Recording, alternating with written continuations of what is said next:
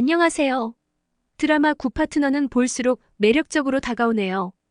요즘 올림픽 때문에 시청을 못해 아쉽지만 이번 영상에서는 6화와 최종화에 대한 정보를 여러분과 공유하려고 합니다. 이번 내용은 어디에서도 볼 수 없는 최종 대본 유출이니 반드시 영상 끝까지 함께 해주세요. 구파트너는 장나라와 남지연이 주연을 맡은 이혼 법정 로맨스로 결혼과 배우자에 대한 새로운 시각을 제공합니다. 지난 5화에서 사라는 결코 사용해선 안 될 비책을 꺼내들었죠. 그것은 바로 영륜 이슈를 통해 상대를 공경에 빠뜨리는 것이었습니다. 10년 함께 일했던 직장 동료 정 변호사를 끌어들여 자신의 이익을 챙겼죠. 정 변호사는 차은경의 오피스 허즈밴드이며 두 사람의 불륜이 먼저 시작되었다고 언론에 알린 것입니다. 이게 바로 자신의 생각 속에서 탄생한 역공격 아니겠습니까? 어떻게든 자신들만 나쁘지 않으려는 발상이었습니다. 이렇게 풀어보면 은경은 자신의 이미지를 고려해 합의할 것 같지만 이는 차은경을 전혀 모르는 지상과 설아의 큰 실수였습니다. 솔직히 그런 합의를 하게 되면 해결 시 정 변호사와의 관계를 인정해야 할 수도 있을 텐데 과연 은경이 그러겠습니까? 어쩌면 분란에 기름을 부은 것과 다름없을 것입니다. 차은경은 그런 비열한 공작에 대해 합의는커녕 한유리의 반격으로 상황을 반전시킵니다.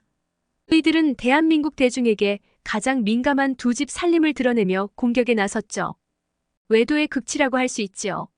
한유리의 반격은 심지어 효과를 발휘했고 여론은 다시 차은경 쪽으로 돌아섰습니다. 모든 것을 빠르고 조용히 정리하고 싶었던 열등감 커플은 이제 재판의 중심으로 나서게 되었습니다. 은경은 재판이 시작되는 날 자신의 소송이 많은 이에게 도움이 되는 판례가 되도록 하겠다고 선언했습니다. 요컨대 공중의 이목이 집중된 재판에서 김지상과 사라를 음해하겠다는 의도였던 것입니다. 소송이 종료되는 순간 그들은 대국민의 눈총을 받을 수밖에 없죠. 6회부터 시작되는 이 재판은 아마경의 희망대로 흘러갈 것입니다. 왜냐하면 재판의 쟁점을 구성하는 오피스 허즈밴드와 두 집 살림 중에서 후자는 현실적인 증거가 차고 넘치기 때문입니다. 차은경의 소송 대리인 한유리는 최사라와 함께 같은 오피스텔에 살고 있습니다. 이보다 더 확실한 증거가 있을까요? 가끔 찾아오는 한유리의 어머니에게도 지상을 남자친구라고 소개했을 정도인데 오피스텔 주민이나 관리인도 모두 그렇게 알고 있을 것입니다. CCTV 같은 건 언급할 필요도 없겠죠. 즉 재판에서의 판단은 사실상 너무 간단할 것입니다. 하지만 제가 지난 리뷰에서 언급했듯이 이 재판의 핵심 쟁점은 양육권입니다.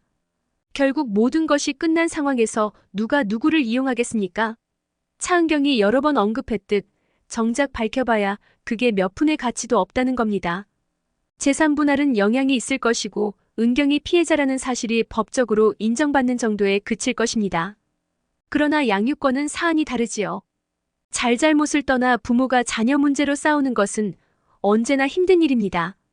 그렇다면 이 양육권은 결국 누구에게 넘어갈까요? 현재로서는 아마도 김지상이 유리할 것 같습니다. 예고편에서 김지상 대리인이 주 양육자는 그가 될 것이라고 전했으니까요. 그러나 아이들을 키운다는 탄탄한 문제가 결코 간단하지는 않겠죠. 김지상 측이 주 양육자로서 양육권을 주장한다고 하더라도 차은경은 많은 반론을 제기할 것입니다. 우선 그녀가 던질 첫 번째 질문은 너 혼자 애를 키웠어? 가 될 것입니다. 즉, 왜 집안의 가장인 지상이 주 양육자가 될 수밖에 없는지를 따져야 한다는 것이죠. 지상은 자신이 모든 것을 포기하고 제이를 책임지고 있다고 생각하지만 실상은 그렇지 않다는 것입니다. 제이에게 전념할 수 있었던 가장 큰 이유는 경제력이었죠. 그 부분을 무시하고 주 양육자로서의 입장만 내세운다면 피할 수 없는 상황이 될 것입니다. 차은경 측의 대리는 이 부분을 강조할 것이며 그 말은 맞을 것입니다. 하지만 이는 전적으로 차은경의 경제력 덕분이었습니다. 만약 두 사람이 이혼 후 제이를 김지상이 키운다면 그가 주 양육권자가 될 수 있을까요? 유책 사유로 실직한 지금 경제활동 때문에 바쁜 현재 상황에서 더 이상 주 양육권자가 되기 어려워 보입니다. 설사 그 주장이 설득력이 있다 하더라도 지상은 이 사실을 곧 깨닫게 될 것입니다. 왜냐하면 제이는 아빠를 따라갈 것이기 때문이죠. 마지막 장면에서 제이와 최사라의 만남이 있었죠. 아마 그때 제이는 최사라 아빠에 대한 이야기를 했을 것입니다. 그리고 최사라는 차은경의 판도를 뒤집기 위해 제이를 활용했을 가능성이 큽니다. 김지상 역시 높은 수준의 가스라이팅 기술을 지닌 인물이기에 유사한 방식을 쓸 것입니다. 이혼의 책임을 아빠가 아닌 엄마에게 돌리겠다는 전략이죠. 모르겠어. 엄마가 아빠를 외롭게 했고 내가 아빠를 만난 것이 자연스러운 일이야. 아빠의 행복을 위해서도 이게 맞다고 생각해. 너도 엄마 때문에 외로움을 느껴봤잖아. 이렇게 말할 것입니다. 그리고 아마 제이는 그 말이 어느 정도 맞다고 생각할 것입니다. 최사가 하는 가스라이팅에 속은 것이 아니라 본인이 잘못 판단한 것이라고 자각할 것입니다. 엄마보다는 아빠와의 관계가 더 깊은 아이였고 함께한 시간이 긴 만큼 아빠의 외로움도 잘 이해했을 것입니다. 그래서 제이는 이런 결정을 내리게 되는 것입니다. 엄마는 내가 없어도 바쁘니 외롭지 않겠지만 아빠는 내가 없으면 더 외로워질 거야. 그래서 나는 아빠를 따라가는 게 맞아. 예고편에서 나도 선택할 수 있어라고 말한 이유일 것입니다. 예전엔 엄마와 아빠를 따라가렸습니다만 요즘 아이들은 더 많은 것을 알고 심사숙고하죠. 그래서 저는 정말로 법도 변해야 한다고 생각합니다. 어느 정도 아이들의 의견을 더 반영해야 하니까요. 결국 이러한 이유들로 차은경은 제이를 아빠에게 보냈을 것입니다. 제이의 뜻을 존중하는 마음도 있었고 한편으로는 지난 2회 서사처럼 제이가 결국 돌아올 것이라고 믿고 있었던 것입니다. 좋은 기회를 제공할 수도 있었던 만큼 지상은 이제 현실을 제대로 느끼게 될 것입니다. 예고편에서 보셨듯이 지상은 제이를 데리고 새로운 집을 소개했죠. 이 순간부터 지상은 고통스럽게 현실을 직시할 것 같습니다. 예고편에서 우리 둘이 살게 되는 건가요? 라는 질문이 나왔는데 과연 제이가 한 그런 말이 문제가 없을까요? 지상은 자신이 제이와 함께 대궐 같은 집에서 살며 자금을 보충했던 사람입니다. 그러나 첫 집은 그렇게 크지 않을 것이고 다음 날부터는 당장 돈을 벌어야 할 상황이 생기겠죠. 결국 김지상은 그 어떤 것도 예전처럼 제이를 만족시키지 못하게 될 것입니다. 여기서 지상은 현실의 벽을 느끼게 되겠죠. 아, 차은경이 없으니까 모든 게 달라지게 되었다. 내가 잘나서 제이를 양육할 수 있었던 게 아니구나. 이렇게 깨닫게 되는 것이죠. 부재가 되어야 소중함을 알게 된다는 말과 같게 됩니다. 솔직히 지상이 정말 잘 나가는 의사였더라도 은경이 가져다주는 수익에 의존해서 살아왔을 것입니다. 그는 자신의 커리어를 위해 차은경과 상의하고 조율했어야 했죠.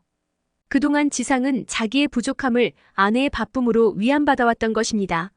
내가 못난 것이 아니라 아내가 바빠서 그렇다. 라는 마음으로 자신을 속이면서 말입니다. 그러나 그 방패가 사라지니 현실이 드러나게 되고 이 상황은 제이도 마찬가지일 것입니다. 제이는 아빠를 위해 함께 온 것이지만 제이도 현실을 바라보게 되겠죠. 대궐 같은 두 채의 집의 형세는 급격히 변할 것이고 아빠가 이제는 외로움을 느끼게 될 것이라 판단했지만 더 이상 그런 시간조차 허락되지 않을 것입니다. 자신이 한 판단이 비현실적이었다는 것을 깨닫는 순간이 오겠죠. 실제로 자신이 걱정했던 아빠보다 일로 인해 외롭지 않겠던 엄마가 오히려 더 외로워진다는 점에 대해서도 알게 될 것입니다. 무엇보다 최사라, 그녀의 진짜 모습인 그 여자에게도 부딪히게 될 것입니다. 자신을 필요로 하지 않는 단 한 사람이 그녀라는 것을요. 그동안 자신에게 다정한 모습은 모두 엄마의 부탁이었고 진정한 사랑은 아니었다는 것을 알게 되는 순간이 도래할 것입니다. 이제 그런 여자와 함께 살아야 하고 엄마라 불러야 하며 믿었던 아빠는 멀리 있게 되는 것이죠. 이러한 모든 상황에서 과연 제이는 어떤 결정을 내리게 될까요? 다음 리뷰에서 다시 찾아뵙겠습니다.